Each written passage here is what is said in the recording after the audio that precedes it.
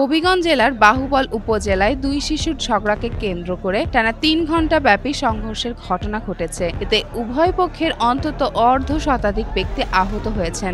মঙ্গলবার সন্ধ্যা ৭টা থেকে রাত ১০টা পর্যন্ত উপজেলার মধ্যবাজার এলাকায় এ সংঘর্ষ চলে। স্থানীয় সূত্রে জানা যায়, উপজেলার বড়ইউড়ি ও বাহুবল গ্রামের দুই শিশুর মধ্যে তুচ্ছ বিষয় নিয়ে বিকেল থেকে উত্তেজনা বিরাজ করছিল। সন্ধ্যার পর উভয় পক্ষের লোকজন দেশীয় অস্ত্রশস্ত্র নিয়ে মুখোমুখি হলে সংঘর্ষ শুরু হয়। ধীরে ধীরে সংঘর্ষ তীব্র আকার ধারণ করলে পুরো এলাকায় আতঙ্ক ছড়িয়ে পড়ে। সংঘর্ষের উভয় পক্ষের অন্তত ৫০ জন আহত হন। তাদের মধ্যে গুরুতর আহত কয়েকজনকে হবিগঞ্জ সদর আধুনিক হাসপাতাল, বাহুবল উপজেলার স্বাস্থ্য কমপ্লেক্স ও Sylhet MG Osmani medical college হাসপাতালে ভর্তি করা হয়েছে। বাকিদের স্থানীয়ভাবে প্রাথমিক চিকিৎসা দেয়া হয়।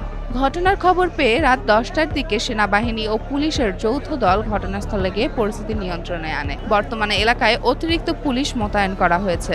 বাহুবল থানার অফিসার ইনচার্জ মোহাম্মদ আমিনুল ইসলাম বলেন, তুচ্ছ ঘটনাকে কেন্দ্র করে সংঘর্ষের ঘটনা ঘটেছে। বর্তমানে পরিস্থিতি স্বাভাবিক রয়েছে। ঘটনায় জড়িতদের চিহ্নিত করে আইনগত ব্যবস্থা নেওয়া হবে। পরবর্তীতে রাত ১০টার দিকে সেনাবাহিনীর উপস্থিতিতে উপজেলার নির্বাহী অফিসারের নেতৃত্বে পুলিশ প্রশাসন ও স্থানীয় গণ্যমান্য ব্যক্তিদের নিয়ে সালিশ বৈঠক অনুষ্ঠিত হয়।